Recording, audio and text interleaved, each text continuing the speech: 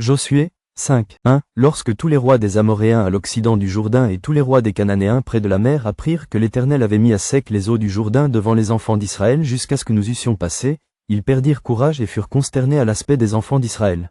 2. En ce temps-là, l'Éternel dit à Josué, fais-toi des couteaux de pierre, et circoncis de nouveau les enfants d'Israël, une seconde fois.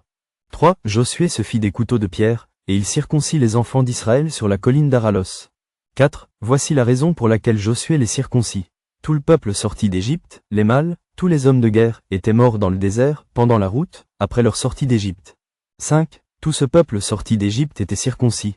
Mais tout le peuple né dans le désert, pendant la route, après la sortie d'Égypte, n'avait point été circoncis. 6. Car les enfants d'Israël avaient marché 40 ans dans le désert jusqu'à la destruction de toute la nation des hommes de guerre qui étaient sortis d'Égypte et qui n'avaient point écouté la voix de l'Éternel. L'Éternel leur jura de ne pas leur faire voir le pays qu'il avait juré à leur père de nous donner, pays où coule le lait et le miel.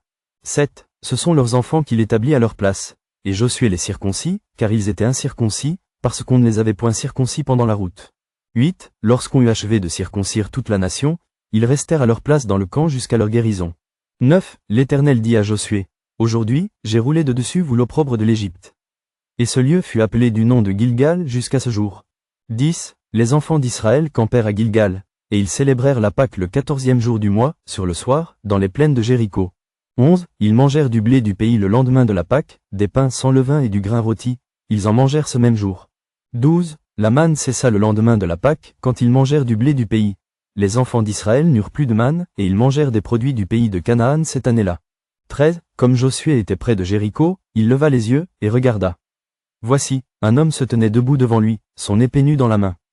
Il alla vers lui, et lui dit, es-tu des nôtres ou de nos ennemis? 14. Il répondit, non, mais je suis le chef de l'armée de l'Éternel, j'arrive maintenant.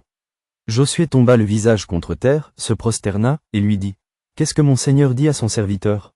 15. Et le chef de l'armée de l'Éternel dit à Josué, ôtez tes souliers de tes pieds, car le lieu sur lequel tu te tiens est saint. Et Josué fit ainsi.